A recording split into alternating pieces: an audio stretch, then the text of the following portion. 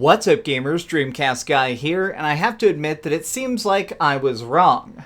Going into the Ubisoft press conference of E3 2018, I basically had no hype, and that's because, in general, I've gone on record as saying that I'm not really the biggest fan of Ubisoft as a company. They just seem so obsessed with trying to make sequels, prequels, and weird spin-offs that sometimes they lose sight of just trying to make the games fast and fun. But this conference, it really tried to change things up, and honestly, I felt like these people care about video games. Like, at one point, they came out on stage and were presenting Beyond Good and Evil 2, which was a marvelous, marvelous reveal that gave us our first glimpses of not only the entire character set, but also gameplay. This is going to be something where you can really just hop in a ship, fly into outer space, go on an adventure, get some loot, and come back to a planet. It tries to be a seamless experience, or so they say, and now getting to see a few teases of combat and what we're going to be doing when we're hanging out at our headquarters,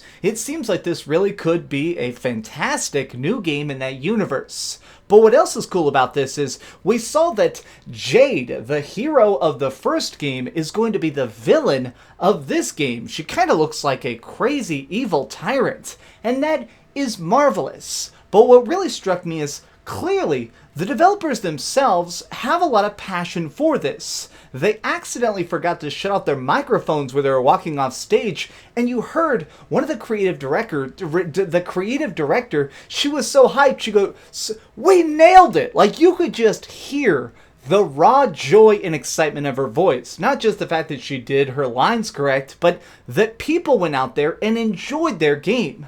That is something that is so neat. And you know, everything they showed on stage today, not all of it was really my style. I don't really care about Just Dance. I personally hate For Honor, but the stuff that came out, it definitely seemed to have a point, a structure, a real passion put into it again. This is what I wanted from Ubisoft, and seeing them come out and put that on full force was epic. Now, speaking of things that are big, dramatic, and epic, let's talk about something that I feel like caught me the most off guard, because I'm really not... I just didn't really love the last Assassin's Creed. While Assassin's Creed Origins reviewed incredibly high, I didn't really care for the setting specifically. Wandering around the desert as Bayek and trying to avenge his family, it didn't get that real draw to me. And in fact, I mean, I'll fully admit it, at times I was bored trying to play that game. But they came out on stage and announced Assassin's Creed Odyssey, not to be confused with Mario Odyssey, and what's really crazy about this is it almost seems like a completely different series because it is fundamentally so different. This time, our adventure is going to be taking place in Greece. Now, the reason that time period is so specific or so important is because a lot of history buffs and historians consider this era sort of the dawn of modern times. I mean, this is when we had plumbing, we had language that could be written easily, we had historical records and stuff like philosophy. But despite the fact that there was so much good and great culture going on, there was the downside of there was a lot of war. Specifically with the Spartans. I'm sure we've all heard of them. They're considered some of the most deadly warriors ever to enter the battlefield. Well, the people we can play as are both Spartan warriors. Now, this is the thing that kind of caught me off guard is there's not going to be one hero, there's two, and you get to pick whether you want to be this really powerful woman or this big strong dude. And they showed the woman more than the guy in this, and I have to say, her animations are fantastic, but seeing her out there cutting throats, kicking people, what really struck me wasn't just the fact that she is so fierce, it's that you can customize specific parts of combat now. This is a completely new addition to the Assassin's Creed series. You can actually make it where you open up your ability menu, equip skills, and put them on specific buttons. This is a humongous departure, and they really kind of use this to illustrate that they are kind of video gamifying it. They're trying to step away maybe a little bit from the hardcore realism of stuff like the puppeteer system that they used in the earlier Assassin's Creed games, and finally going, yeah, if you want X to be a super attack, it's a super attack.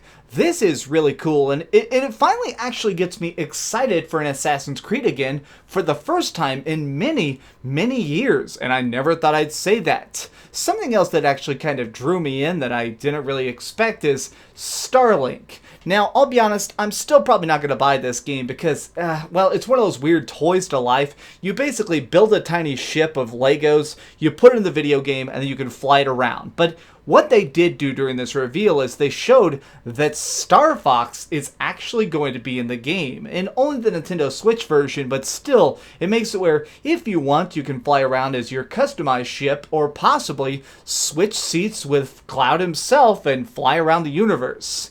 That's all neat, but I still don't think I'm going to be that into it. I do want to say something that finally really kind of gripped me is Skull and Bones. We only saw very tiny teasers of it thus far, and most of them, they were too vague to really get me invested, but now we actually know what it is. This is going to be basically a pirate MMO, a big, expansive online experience that's sort of drop in, drop out. But here's the thing. What they did with it is really made it, well, kind of the world is your oyster. We play as pirates who originally were based in the Caribbean Sea, a time where you could just kind of shoot and loot all you wanted, until eventually the military rolled in force and killed 90% of all the pirates. So the people who were left decided to flee that part of the world and instead go to the Indian Ocean. Now, the reason that's so key is because that is a part of the world that has almost every single shipping lane you can imagine. That means there is billions of dollars of gold shipping back and forth just waiting to be taken. Now, what's really cool about all this isn't the fact that you're going to earn crazy money, it's that you can really customize your boat to a grand scale. This is all I wanted of the game. I'll be completely frank. When I first heard about this, I was just wanting to make sure that it would be different, that it would just make it where I could construct the experience I wanted. And from what they showed, before you leave dock, you can make it where you alter specific firing types, ammos, certain things like putting your sails as different colors to try and confuse enemy boats, or really special abilities, like they showed a ship that was able to drop its anchor and as long as it was at a standstill would be able to fire infinite bullets in a quick succession, making it where it didn't have to reload. This is going to make it where you can dramatically change how you play, and I think that's cool. I'm still a little bit confused as to how the drop-in, drop-out multiplayer is going to work, because sometimes it looks like you're fighting other players, and sometimes it looks like it's just a bunch of people teaming up against computer-controlled enemies, but I guess we're going to learn all about that, well, pretty soon. Now, the last thing I want to talk about here is, well, The Division 2, because while they did show lots and lots of stuff at this conference, most of it being like DLC and updates, something I did think that was pretty cool is The Division 2 definitely seems to be leaning deeper into trying to have a plot. So I like the fact that the original Division definitely managed to be dark and cool, but let's face it, it fell flat a little bit when it came to, well, just the general fighting, because you could shoot a bad guy in the head 100 times sometimes and they wouldn't fall over, and that just drove me nuts. But it looks like they're actually changing up the fighting a little bit to make it where it's a lot more one-to-one. If I shoot somebody, congratulations, they actually fall over and stop breathing. But here's the biggest thing is, it's going to take place in Washington. You're going to be able to form bigger groups and actually do raids with your team. And also, it looks like they're trying to focus a lot more on the world aspect, trying to show that this is America after a plague has wiped out a huge chunk of the population. At this point, it's not about those who are infected or those who died. It's the fact that now crazy nutcases are walking around in the streets with shotguns and waving around American flags like weirdos. But here's the thing, I like that we're seeing definitely more of the environment. We're seeing more reasons to care about the world. So I'm still probably not going to get ultra into the game, and I'm probably not going to do too much in-game content, but from this trailer, it definitely seems as if they're finally putting plot first. They are doing what Tom Clancy would want, and creating a real, reasonable, chaotic apocalypse. So all of this stuff definitely gets me pretty dang interested in what Ubisoft's going to be doing for the next year or two. But let's face it, there was still some filler out there. I think that they tried to drag out certain stuff a little too long. Doing a concert on stage, even if it was about Donkey Kong, was a little bit flat, and they just kept messing up the sound. So I do want to say that overall, this press conference was fun, but let's face it, it wasn't the best out there. So I'm going to give what they did show a 7.5 out of 10. It's way better than I thought it was going to be, and well, some of the stuff that was on stage is definitely going to be getting played by me, especially stuff like Trials Fusion on the Nintendo Switch. But what did you think about it? Let me know your thoughts on what you enjoyed most and hated most about this conference. Please give this video a like, share with your friends, and subscribe if you haven't already, because I'm going to be talking about all of the future E3 press conferences, like Sony tonight. Thank you, have a great night, and keep dreaming! Alright, now, I'm going to go daydream about Star Fox. Oh, hey! I was just playing a little bit of Grand Theft Auto on my Darth Vader PSP. Are you curious what I'm going to come out with next? Well, if you click this button, you'll be subscribed to be the first to know. Also, if you click over here and here, you can see my latest review and my latest top 10.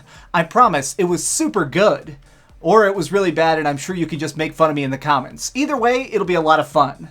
Thanks so much for watching.